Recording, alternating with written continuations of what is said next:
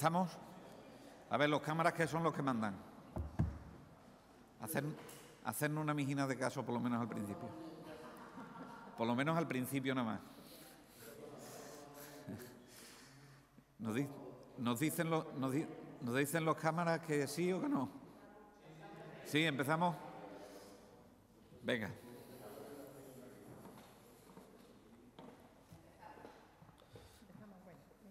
Buenos días a todos. Hace unos días presentábamos en esta misma sala la estrategia para el impulso del vehículo eléctrico como una de las apuestas incluidas en la acción de este Gobierno de lucha contra el cambio climático y que conlleva necesariamente un cambio estructural a largo plazo en los sistemas energéticos. Hoy, conjuntamente con el consejero de Sanidad y Política Social, presentamos la estrategia de eficiencia energética en los edificios públicos de la Junta de Extremadura para el periodo 2018-2030, que supone otro paso más en nuestra política de transformación energética, productiva y social de Extremadura.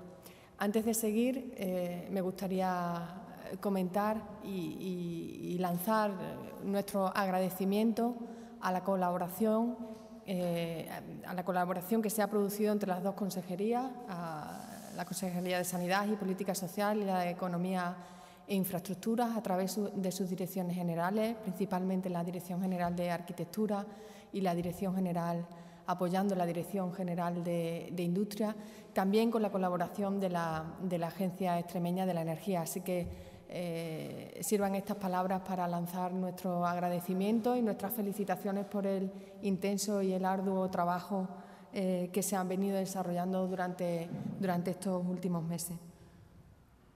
Esta estrategia está perfectamente alineada con la estrategia de economía verde y circular, al mismo tiempo que persigue cumplir con lo establecido en las directivas europeas en objetivos como, por ejemplo, alcanzar los edificios de consumo de energía casi nulos. Edificios con un nivel de eficiencia energética muy alto, cuyos requerimientos bajos de energía quedan mayoritariamente cubiertos por energía procedente de fuentes renovables. Asimismo, esta estrategia representa nuestra contribución al compromiso de la Unión Europea para que en 2030 en nuestros edificios, en los edificios de la Administración Pública de la Junta de Extremadura, se reduzcan las emisiones de CO2 un 57% y que el 32% de toda la energía final consumida en la Unión Europea sea de origen renovable. Queda patente con esta estrategia que no se trata de actuaciones aisladas, sino que estamos fijando un rumbo claro y decidido para hacer frente al cambio climático desde Extremadura y por Extremadura. Y esperamos que en el corto y en el medio plazo la ciudadanía participe también en este proceso, porque su implicación resulta absolutamente imprescindible para lograr la transición ecológica justa para todos los ciudadanos. Con esta estrategia energética asumimos el compromiso de actuar sobre la mayor parte de los edificios públicos de la Administración autonómica para reducir sus emisiones de gases a la atmósfera y rebajar sus necesidades de consumo energético. Lo cierto es que la eficiencia energética de nuestro parque de edificios públicos, tal y como se manifiesta en la propia estrategia, en el estudio y en el análisis que se ha realizado en la propia estrategia, es en general pobre y la implantación de energías renovables pues, es escasa. Por ello, por este motivo, desde la Junta de Extremadura consideramos que tenemos que tomar la iniciativa. Debemos predicar con el ejemplo, llevando a cabo medidas de mejora de la eficiencia energética para marcar el camino a seguir, para ganar en eficiencia en el uso de los recursos públicos muy limitados de los que disponemos, al mismo tiempo que dinamizamos económicamente un sector de actividad que va a ganar protagonismo en el medio plazo y que va a generar empleo. Los objetivos generales contemplados en esta estrategia son, entre otros, caracterizar todo el parque edificado y potenciar las soluciones técnicas eficientes e inteligentes para reducir el consumo final de la energía, priorizar el uso de recursos renovables, sensibilizar a la sociedad llegando a 800.000 extremeños, contribuir a la reactivación económica regional, impulsar la transición a un modelo inteligente y descentralizado en el que el consumidor sea el centro del sistema energético, implantar sistemas inteligentes de gestión y control en el 100% de los edificios y apoyar la investigación, el desarrollo tecnológico y la innovación. Para lograr estos objetivos estratégicos, la estrategia incluye un conjunto de 59 actuaciones que pretenden movilizar aproximadamente 229 millones de euros. Como consecuencia de dichas actuaciones, se estima un ahorro económico anual mínimo de 15,5 millones de euros.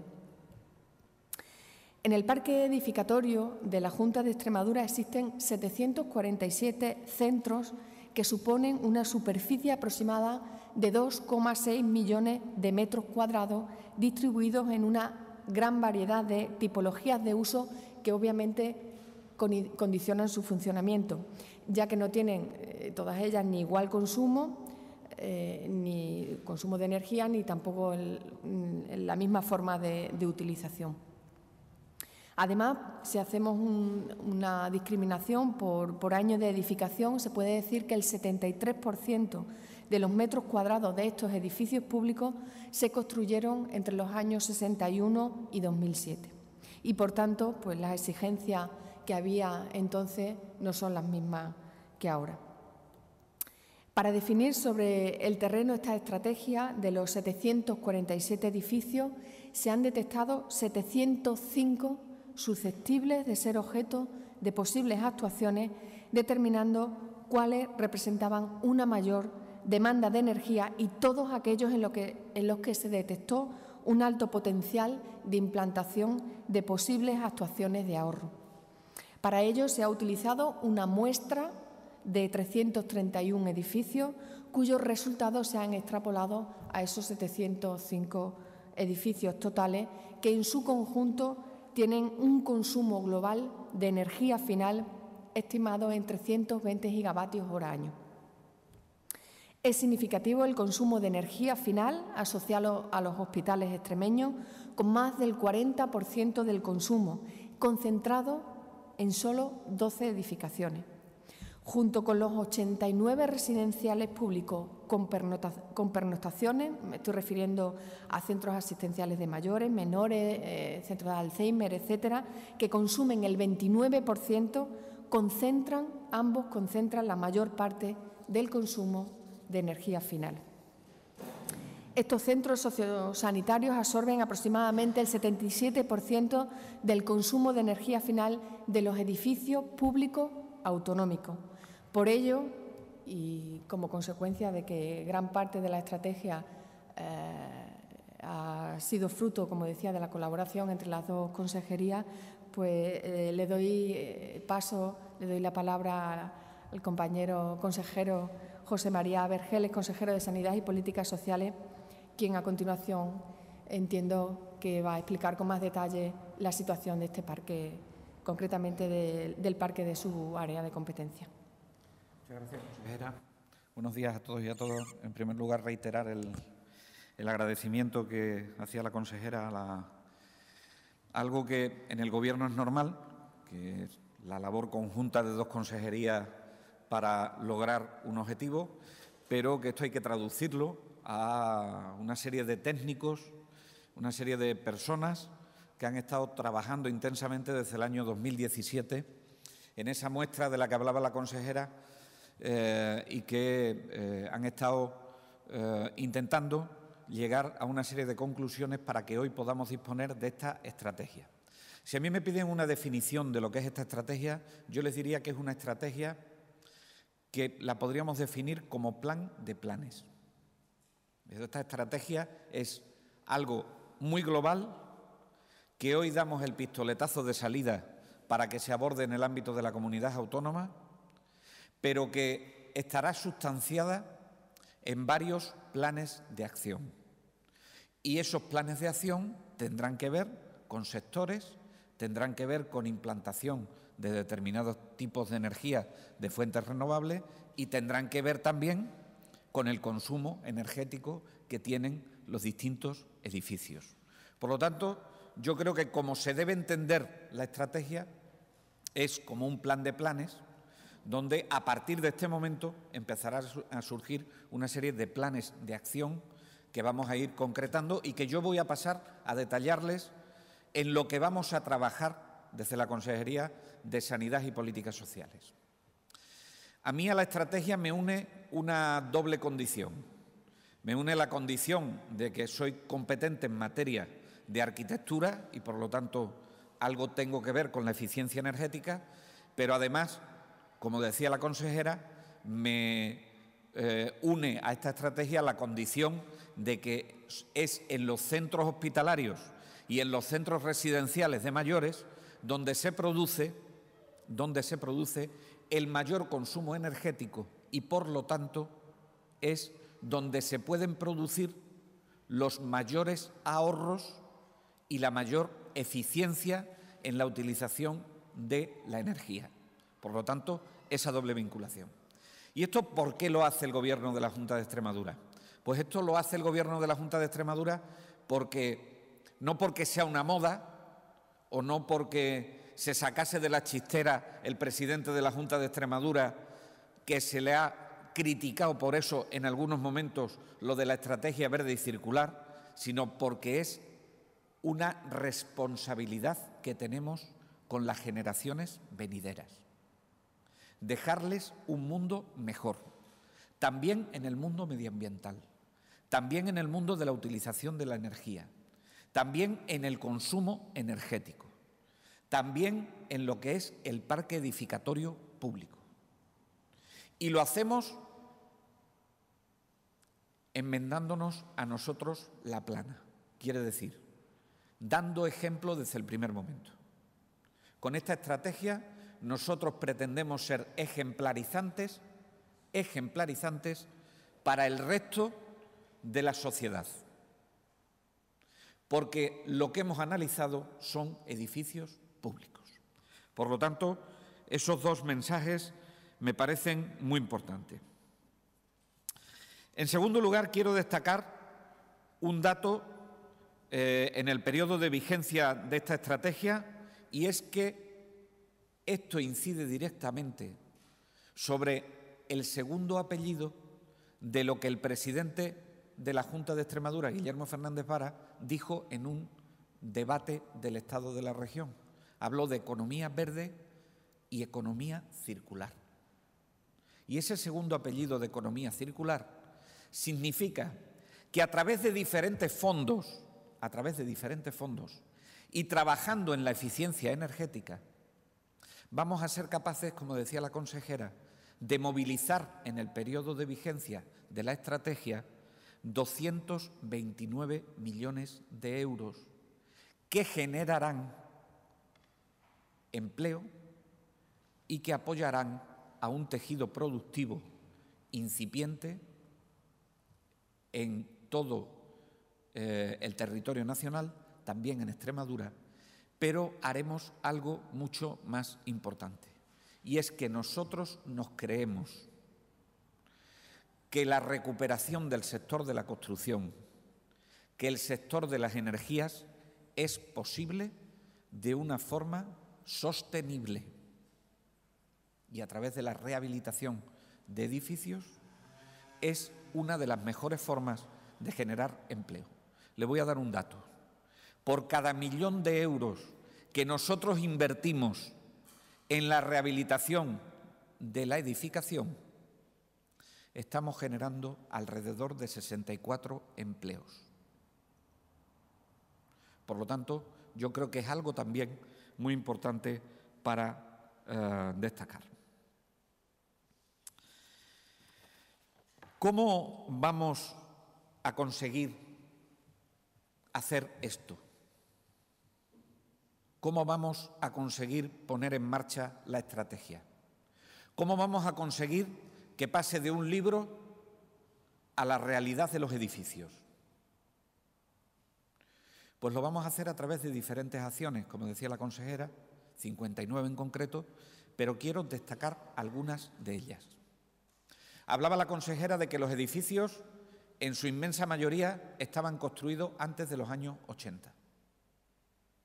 Y en esos edificios hay que hacer una serie de acciones que tengan dos objetivos fundamentales. Uno, para que lo entienda todo el mundo, que la energía no se nos escape, y por lo tanto hay que trabajar sobre lo que denominan los técnicos la envolvente, y eso significa innovar en materiales de construcción que retengan más la energía dentro de los centros de cualquier tipo y de cualquier uso, los hospitalarios, los sociosanitarios, el resto de los edificios, que las ventanas tengan unas características especiales para que no se escape ni la calefacción ni el frío, que esto es fácilmente entendible. Eso es trabajar sobre la envolvente. Sobre eso es una parte sobre la que tenemos que trabajar. Otra parte sobre la que tenemos que trabajar, cuando hablaba la consejera de la caracterización de los edificios, significa que nosotros, a través de un sistema inteligente y una base de datos inteligente, vamos a ser capaces de conocer cuál es el consumo de los edificios y dónde se producen los picos de consumo de energía. Les voy a poner un ejemplo de mi ámbito. No es lo mismo una residencia de mayores que un hospital. Una residencia de mayores de 24 horas tiene un consumo de energía muy estable en su patrón de consumo, pero en el hospital, dependiendo de la actividad quirúrgica, dependiendo de las pruebas complementarias, si se pone en marcha el aparato para hacer tomografía axial computerizada, el acelerador lineal, o si se pone en marcha cualquier otra tecnología sanitaria, significará que tiene un pico de consumo de energía muy importante. Y eso nos definirá qué tipo de energía y, sobre todo, qué fuente renovable de energía será la mejor, la que se adapte mejor a ese patrón de consumo. Por lo tanto, esa es la caracterización que tenemos que hacer de los centros. En tercer lugar, la incorporación de las energías renovables. Y eso requiere, por ejemplo, en los centros, un cambio de calderas, por ejemplo. Requiere un cambio de calderas. Porque no es lo mismo una caldera que va a gas que una caldera que funciona con biomasa. No funcionan de la misma manera. Por lo tanto, también habrá una inversión en ese sentido. Por lo tanto, habrá que hacer inversiones en infraestructuras y habrá que hacer inversiones en función de lo que se haga. Y, por supuesto, en formación y en sensibilización. Mire, el SES y el SEPAZ necesitarían del total de inversión que les acabamos de hablar, el 43% de la inversión, para obtener unos resultados de eficiencia y de ahorro de un 66%. Por lo tanto, cuando les decía, los edificios del SES y del SEPAZ son uno de los planes de acción que tienen que salir de esta estrategia, se lo decía por este motivo. Porque invirtiendo el 43% de los recursos, generamos un 66% del ahorro de la energía.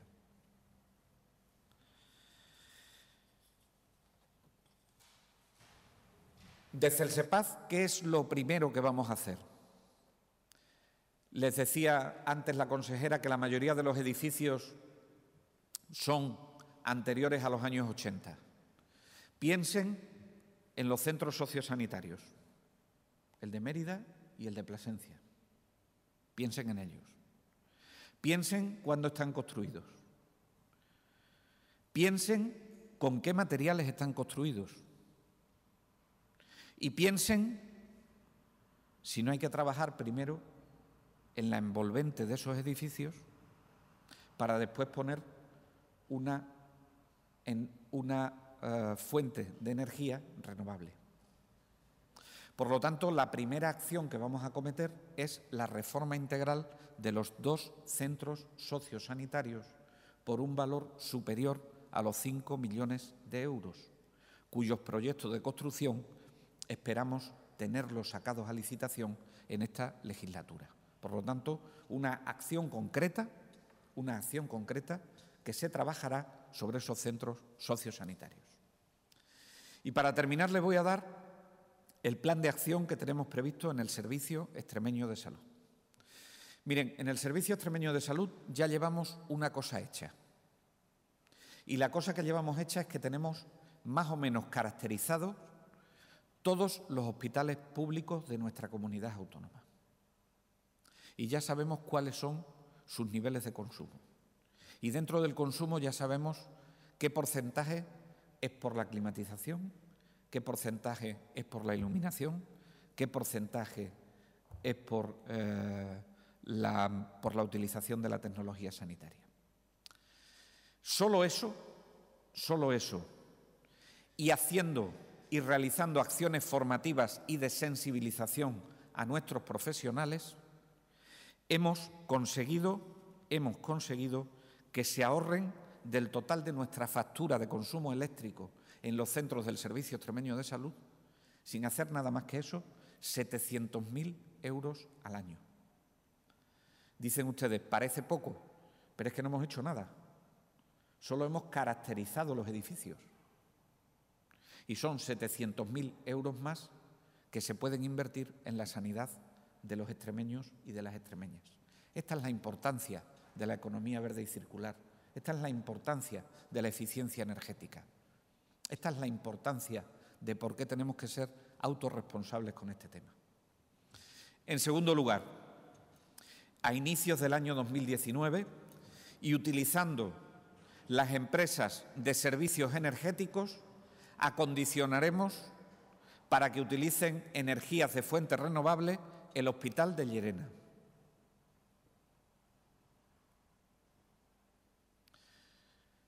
Inversión para el erario público será muy escasa porque la inversión que realicen esas empresas de servicios energéticos en el cambio de las calderas y en el cambio de las instalaciones se irá amortizando a lo largo del tiempo con la disminución del consumo energético y además con la utilización de otras fuentes de energía que son renovables. Y empezaremos por el Hospital de Llerena con el ánimo de seguir extendiéndolo como mancha de aceite por el resto de los centros hospitalarios. Y en tercer lugar, seremos el primer servicio regional de salud que acudirá a la compra mayoritaria de energía. No hay ningún otro servicio extremeño de salud que lo haga así. Le paga la energía a las empresas distribuidoras y a las empresas comercializadoras de la energía. Nosotros vamos a ir al mercado mayorista y vamos a comprar la energía directamente.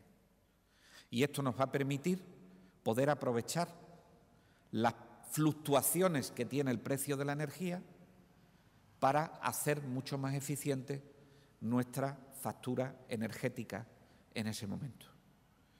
Eso ya está aprobado por Consejo de Gobierno y empezaremos a operar en los mercados de la energía a través de una empresa a la que le hemos adjudicado el concurso.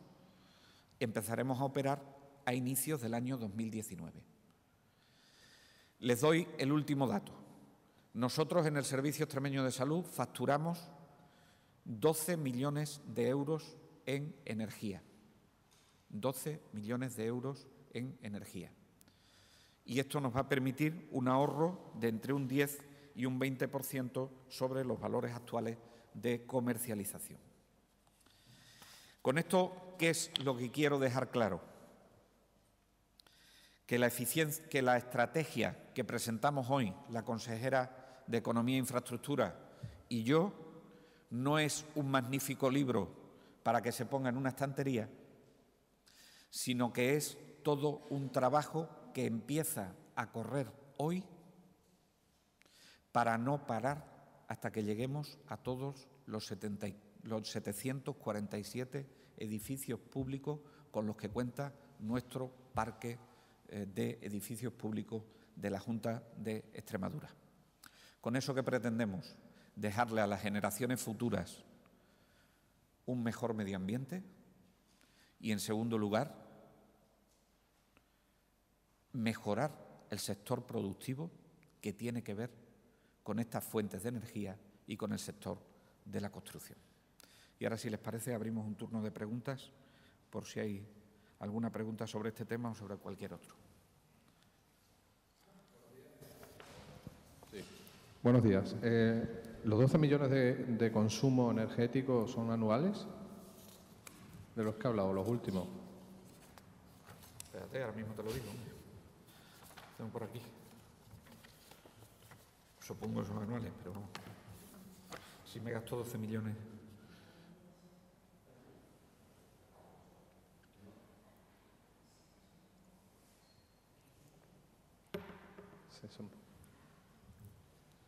Sí, son 12.269.400. Sí. Al año, es lo que consume sí. Los edificios del los hospitales. Solo los hospitales. Solo los hospitales. Excluimos centros de salud vale. Y eso considera que al ir al mercado mayorista nos podemos ahorrar entre un 10 y un 20% de ese dinero. Sí, vale. A eso tenemos que sumarle, aunque en menor cuantía, no puedo decirle el dato de lo que consumen los centros de salud, pero los centros de salud, evidentemente, también funcionarán y operarán en ese mercado mayorista. Para la consejera, no sé si tiene ya la mega cifra. Esto, una vez puesto en marcha, ¿cuánto podría ahorrarse a la Junta en general de consumo en dinero, me refiero? Yo creo que lo comenté al principio en la exposición, pero lo vuelvo a comentar. El horizonte que nosotros nos hemos marcado con esta estrategia es horizonte 2030. Estimando que este conjunto de actuaciones y estas estimaciones y estos análisis, este diagnóstico que hemos hecho con las estimaciones de actuaciones para cada tipología de edificación, estimamos un ahorro de 15,5 millones de euros anuales.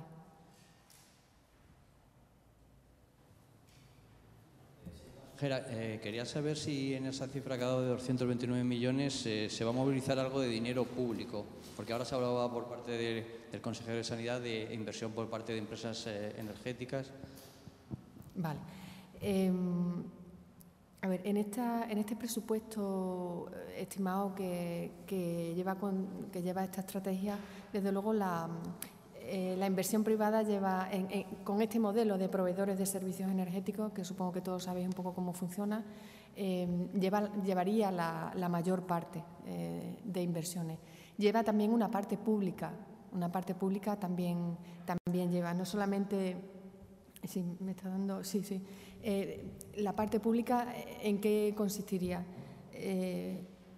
Consistiría en fondos europeos. Ya tenemos unas cantidades asignadas a actuaciones de estas características, fondos FEDER principalmente, y también proyectos clima, que se llaman proyectos que se manejan a nivel estatal también, así como otras líneas de ayuda que pudieran lanzarse principalmente desde la Administración General del Estado. Pero nuestro planteamiento es que la mayor parte del montante que suponen estas actuaciones venga de un modelo que obviamente no parte de fondos propios de la comunidad autónoma, sino a través de fondos europeos o a través de esta fórmula de estos proyectos a nivel estatal, o bien a través de esta figura de proveedores de servicios energéticos. Preguntar si es tan obvio el ahorro que se puede hacer acudiendo al mercado mayorista, porque no hace la Junta de Extremadura en conjunto y no solo el SES. Porque lo decíamos al principio, el mayor consumidor de energía es el Servicio Extremeño de Salud, de todo el conjunto de edificios públicos, ¿no? Vamos a empezar con el SES. Eso no quiere decir que, si nos va bien, el resto de la Junta de Extremadura no pueda atender a eso. Esto no es un proceso que se acaba aquí. Nosotros lo que hemos identificado desde el Servicio Extremeño de Salud es que si acudimos a la compra de energía directamente a ese mercado mayorista, por llamarlo de alguna manera, entendemos que podemos ahorrar entre un 10 y un 20%. y es un ejercicio de responsabilidad pública hacerlo. Si además demostramos que eso se puede hacer y que se puede hacer bien, es posible, como decíamos al principio, que con el ejemplo cunda y otros sectores puedan apuntarse a esto. Pero nosotros entendíamos que con nuestra factura eléctrica, pues evidentemente nos beneficiábamos de poder operar en ese mercado mayorista y poder aprovechar las fluctuaciones que tiene el precio de la energía en momentos determinados, ¿no? Esto es como la bolsa, pues igual es el mercado mayorista de la energía, ¿no? Yo puedo hacer una compra para un mes o puedo hacer una compra para un año si veo que si la energía está en unos precios lo suficientemente competitivos y lo quedo fijo para que se ahorre durante todo el año una determinada cuantía, ¿no? Carlos. Añadir, sí. Si me permite, José María, que esto es una... Yo desde luego felicito a mi compañero consejero por este arduo trabajo. Es decir, esto es fruto de un trabajo de mucho tiempo. El que esta fórmula de contratación de la energía,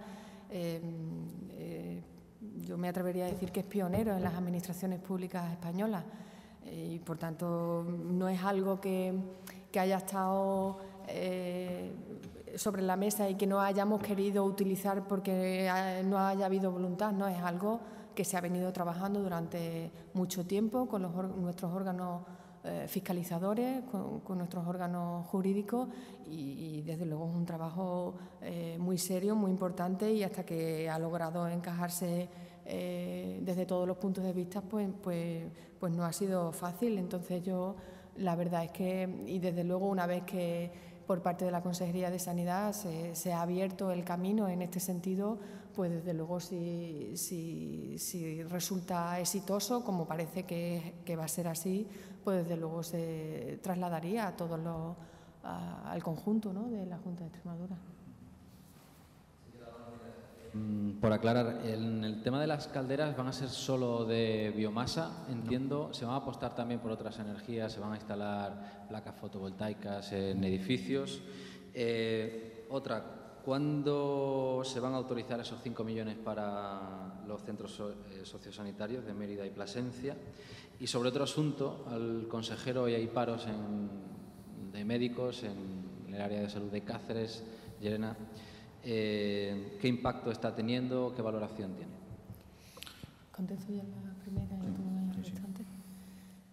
A ver, nosotros cuando hemos hecho el análisis de los edificios y se ha extraído un poco el consumo de cada tipología de edificio en función del uso que se le da, hemos establecido, digamos, 4 áreas donde se puede actuar.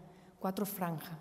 En primer lugar, se ha establecido, en función del consumo, qué podemos ahorrar en esos edificios. ¿Cómo? Actuando, como decía el consejero, sobre la envolvente, lo que se define como envolvente, actuando también sobre la optimización de instalaciones, pues de qué manera, sustituyendo la iluminación por iluminación de bajo consumo, por mejoras en las climatizaciones, es decir, hablo de mejoras en la envolvente, hablo de optimización de instalaciones, luego hablo de una tercera parcela, que es la penetración de renovables, y todo ese conjunto es lo que va a suponer el ahorro dentro del total del consumo del edificio. Hay una parte, obviamente, sobre la que no se puede actuar, y sobre esa no estamos hablando. Entonces, cuando estamos hablando de la receta que hay que aplicarle a cada uno de los edificios en función del uso que tiene, obviamente esto es un tratamiento individualizado, pero porque a cada uno le pasan unas cosas y cada uno tiene unas formas de consumir y unos horarios de consumir distintos y, por tanto, las tecnologías que se pueden aplicar no son las mismas en cada tipología de uso que tienen los edificios. Pero bueno, por resumir un poco, en cuanto a la penetración de renovables, a las instalaciones de renovables que se ha barajado implementar en los distintos edificios, pues por una parte se habla de calderas de biomasa, eminentemente biomasa, en todos los ámbitos que se conocen de la biomasa, son peles fundamentalmente, ¿no? Y luego también hemos valorado muy seriamente la implementación de solar fotovoltaica en modelo autoconsumo y también la solar térmica de baja temperatura. Ya sabéis que la solar fotovoltaica es para producir electricidad, la solar térmica de baja temperatura es para aplicaciones térmicas, estamos hablando de agua caliente sanitaria. Y la caldera, pues principalmente pues, para calefacción o agua caliente sanitaria también. Entonces, hablando un poco o intentando un poco resumir cuáles serían las tipologías de tecnologías que se van a aplicar en estos edificios, pues quizás serían esas 4 las principales. Esto no resta para que en un caso concreto pues a lo mejor pueda resultar atractivo meter una geotermia, ¿no? Que tiene una altísima eficiencia también. Por tanto, se trata de términos generales, pero ya lo ha avanzado también el consejero al principio, que va a depender un poco de la diagnosis individualizada y particularizada que se haga de cada uno de los edificios. Queda la pregunta del paro médico, ¿no? La valoración es de profundo respeto a las movilizaciones, como siempre, por parte de la Junta de Extremadura y por parte de la Consejería de Sanidad. El sindicato médico, que es el que ha liderado este paro, sabe que tiene abiertas todas las líneas de negociación, que dada la situación, el corto espacio de tiempo que se ha producido entre las elecciones sindicales y el paro, no nos ha dado tiempo a convocar la Mesa Sectorial de Sanidad, pero que tengan claro nuestros profesionales sanitarios que hemos querido ser muy respetuosos con las elecciones sindicales, y a partir de este momento le vamos a ofrecer una serie de medidas, una batería de medidas que tienen que ver con la jubilación voluntaria, el incremento de la edad en jubilación voluntaria. Le vamos a ofrecer una serie de medidas que tienen que ver con los acúmulos de consultas que se están produciendo, la reducción del acúmulo de consultas que se están produciendo en algunas áreas sanitarias, que tienen que ver con todo lo que significa el desbloqueo de la carrera y el desarrollo profesional. Y digo carrera y desarrollo profesional, porque la carrera la cobran unos y el desarrollo profesional lo cobran otros profesionales, por lo tanto, esas dos cuestiones. Y también, evidentemente, en todo lo que tiene que ver con el ámbito, del diálogo y de la negociación que se establezca en la mesa sectorial. Tanto es así que hemos adquirido el compromiso de introducir una enmienda al texto articulado del proyecto de ley de presupuestos generales de la Comunidad Autónoma de Extremadura, en el artículo que desde el año 2012, desde el primer presupuesto de la legislatura del presidente Monago, se congelan todos los acuerdos sindicales. Nosotros vamos a introducir una enmienda por primera vez en el texto articulado de los presupuestos generales de la Comunidad Autónoma para desbloquear la negociación en mesa sectorial de la carrera profesional y del desarrollo profesional en el Servicio Extremeño de Salud. Por lo tanto, yo creo que el sindicato con este paro nos muestra cuáles son sus prioridades para negociar en la mesa sectorial y nosotros al sindicato médico y al resto de los sindicatos le decimos que recogemos el guante, que vamos a constituir la mesa sectorial y que empezaremos a hablar de esa serie de medidas que es verdad que preocupan y sobre todo también lo hacemos porque, sin duda ninguna, si nuestros profesionales están mejor, la atención sanitaria a la población mejorará. Aunque tengo que decirles que estamos en una comunidad autónoma que somos de las primeras que más invierte en dinero por persona en el ámbito sanitario. De hecho, dedicamos más de 1.600 euros al año per cápita. Y esto hay pocas comunidades autónomas que lo superen. En segundo lugar, invertimos un porcentaje muy elevado, cercano al 30%, si no contamos la farmacia ambulatoria, en la atención primaria de salud. Por lo tanto, también estamos entre las primeras. Y que de aquí para atrás hemos hecho cosas. Hemos recuperado derechos para los profesionales. Hemos realizado subidas salariales, las que nos han permitido las leyes generales de los presupuestos del Estado. Hemos ido a la flexibilización horarias, que era lo que nos permitía la ley. Hemos recuperado días de libre disposición y días que se denominan canosos en función del tiempo trabajado de nuestros profesionales. Hemos recuperado parte de la paga extra que se dejó de pagar en un momento determinado y que nos quedan cosas por hacer, que las seguiremos negociando y que en el ámbito del diálogo nos encontrarán todas y cada una de las organizaciones sindicales, como ha sido siempre nuestra vocación desde que llegamos al Gobierno. Esa es mi valoración. No puedo darles datos del paro, porque del paro, de lo que ha supuesto, de qué porcentaje de paro ha sido, porque no tengo ese dato y además, como era un paro de 10 minutos, no hay una comunicación oficial, por decirlo de alguna manera, a la delegación del Gobierno para que ese paro se realizase, al ser de tan escasa cuantía. Cosa que le agradezco al sindicato médico, que lo haya hecho a través de esta vía y no lo haya hecho a través de otras vías de reclamación que pueden utilizarse y que hemos visto en otras comunidades autónomas.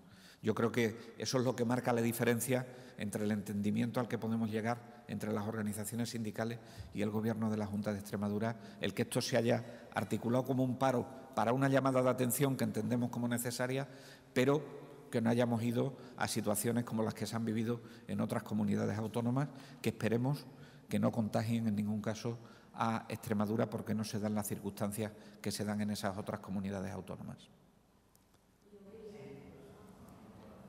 Sí, respecto a su respuesta. No sé si estos temas de los que ha hablado se van a tratar ahora en el Consejo de Salud que va a tener lugar a continuación. No, en el Consejo. ¿O qué es lo que van a tratar en el Consejo? No, en el Consejo de Salud que voy a tener ahora se van a tratar temas que tienen que ver con el máximo órgano de participación de la sociedad en la gestión y en la organización y en la política sanitaria.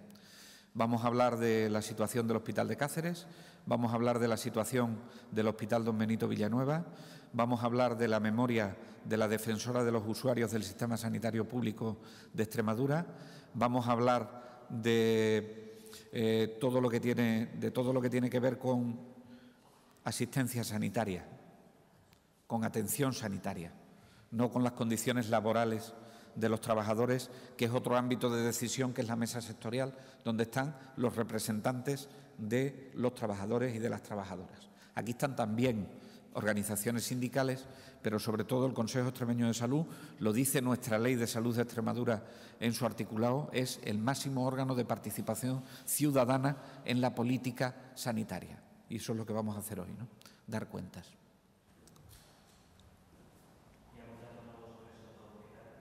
Abundando sobre esos dos hospitales, el Hospital de Cáceres va razonablemente bien. En este momento estamos procediendo a la prueba de todas las instalaciones y yo creo que en breve podremos tener la legalización de todas las grandes instalaciones del hospital.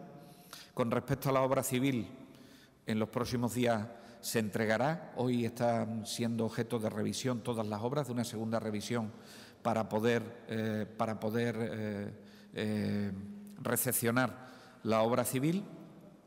A continuación procederemos al equipamiento si todas las instalaciones están regularizadas y a pedir los permisos de licencia de apertura del propio hospital para que se vayan incorporando los servicios quirúrgicos cuanto antes en el hospital en el hospital. Nos queda un tema, nos quedan dos temas. Un tema al que le doy muchísima importancia, que es la seguridad de los pacientes. Hasta que no esté seguro que las instalaciones van bien, me puedo equivocar en la fecha o puedo fallar en la fecha de apertura, pero no voy a fallar en la seguridad de los pacientes. Va a estar por encima de cualquier decisión de fecha. Y en segundo lugar, y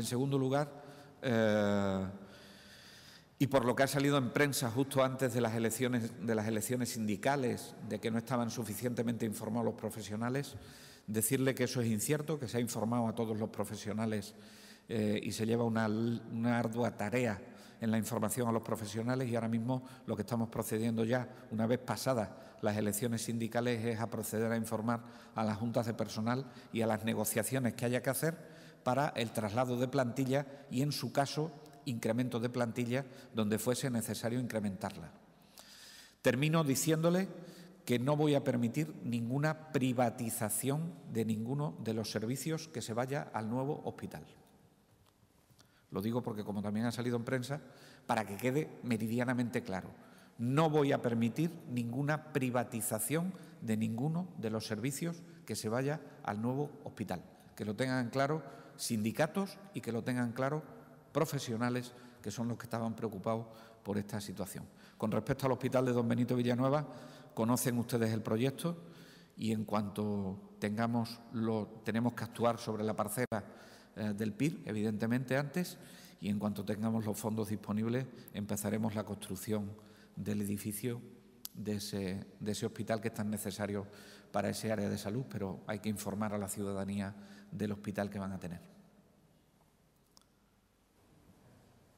¿Alguna cuestión más? Muchísimas gracias a todos y a todas.